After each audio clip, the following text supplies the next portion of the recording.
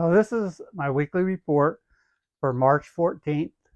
Haven't been doing a whole lot, mainly because of the weather. We still got all these intermittent storms coming in, but I did get up to Folsom again and trode for kings, and we actually did okay. It was not hot action like the week before when I went, but it was just kind of like we always got a bite, and we got there around 7 o'clock, and we fished till around 11:30, and we put 13 kings and one rainbow trout in the boat. So it wasn't a bad day. The fish are like 15 to 18 inches, but I hear there is some good ones being caught. But we didn't hook any that day, and we caught them all on throwing like a 8-inch Dodger with a little hoochie. If you look back at my last Monday report, I showed you guys how to trick those hoochies out to catch more fish, and we caught mostly, I think we caught all of them on hoochies, because they're feeding on those pond smelt. So you want to, you know, use something that imitates those things. And, the cut plug's been working also. I think I caught 2 on the cut plug, but all the rest of them were caught on hoochies. You got to remember all these lakes, they're dumping a lot of water. So that you can imagine when they dump water, the force that water is coming out of the bottom of the lake, because that's where they drain it from, and it's got to pull the bait fish because they're so small. I don't think a lot of them probably won't make it, and they get sucked right out. And all the kings and trout seem to be over there by the dam or by the spillway. I think they sit there and just wait for those things to come to them. And every time you catch a king, it spits out little ones in the boat. You can see the pond smelt in them. Also, Oroville's been really good. I had a friend up there, and he was actually mooching anchovies, caught his limit, and I heard guys are trolling getting them. So, this is a time of the year that, you want to start getting out there going after the kings.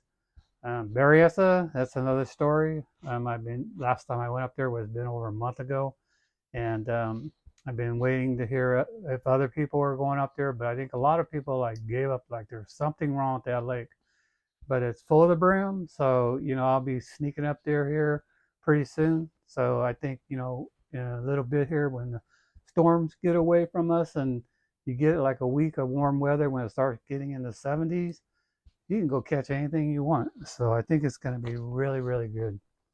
So anyway, Dungeness crab season is still open, whether you can get out there or not, in between the storms. I'm sure they're still pretty plentiful, so you could go out there and catch them. Halibut, there's a few guys going out trying. I talked to Tanner Carrick, he guides down there, and he was there the other day, and he went to South Bay, and he caught 3 keepers, just keeper fish, and I think he had a couple shorts. He said it was kind of slow, because they're used to hooking a lot of them, but it's early. It's real early. So, if you got that itch, I'd just wait a little bit more and then wait till you get some excellent tides where the water's hardly moving, and then go out and try it. But the sturgeon fishing has been the hot topic. It's got perfect conditions. Look at all the rain we got. They like that muddy water. They like that influence of water coming down. And Suisun Bay to Martinez has been some of the hottest areas. It's been really, really good. And I suggest, because sturgeon fishing is the kind of fishing that, guys will go out, you spend $50 to $100 on bait and don't catch nothing. You're better off to go and call one of these guys. The Right Hook, Jay Lopes, he's been on them real good. Hooked Up Sport Fishing, Steve Mitchell's been good. You could go online and look for these guys. Feeding Frenzy, Ricky Acosta. He had 22 fish last week one day. So, instead of wasting your money on all this bait and stuff, I would call one of those 3. You can look them all up on the internet and call them up and get out there, because pretty soon they're going to quit sturgeon fishing. They'll be out in the bay chasing halibut. Stripers, that's another thing. I haven't been going out, but friends of mine have been going out. I've been hearing some guys doing okay, and other reports of people not catching anything. I was up at Johnson's Bait and Tackle this last Saturday, talked to a lot of local boys up there, and they're drifting minnows and throwing lures over in the feather, and it's been a little bit tough. Nobody's slaughtering them, and they're going to start doing some smoke plants here again too. So, You know, you got to look out for them. You know, you could call Johnson's Bait and ask those guys if there's anything in the river, and they'll probably let you know. And the North Delta is cleaner than the side over there by Rio Vista, but the Liberty side is starting to clear up. You know, as that first flush of water that came down through the bypass, it really muddied everything up. But a friend of mine was there the other day, and he said he could see down about 8 inches. So another 2 weeks, warm weather, watch out. And I'll start going out there pretty soon. Over here on the McCallamy and the San Joaquin side, I'm sure it's very fishable, but trying to find those fish because they're probably scattered right now. But you know, one day you'll find them, and another day you won't. I'm going to be going out that side too. You know, I want to go everywhere, but this weather, more of a fair weather guy now. If it's raining or blowing, I'm staying home. So anyway, you know, that's something that's gonna, I think, you know, when we get a week of good weather, 70 degrees, I think it's gonna just explode. Bass fishing, Clear Lake. Major League Fishing just had a big tournament up there. It was won by Ken Ma. He had over 90 pounds for 3 days.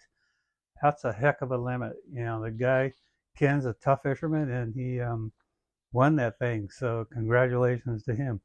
The Delta, there's fish being caught down the Delta. My nephew, Michael, went out to Liberty side and only caught a couple. And it was a little slow because imagine it's a little bit dirty and a little bit colder. I would definitely go on the McCallamy side, maybe try, you know, the Beaver, Hog, Sycamore, and then even out around Mildred Island, you know, around Frank's Track, because it's probably pretty decent water there, and it's about time. And as soon as we get that warm weather, watch out. Crappie, haven't heard much. Yeah, actually, I haven't heard anything, but I might sneak up to Berryessa one more time before spring gets here and try for some crappie.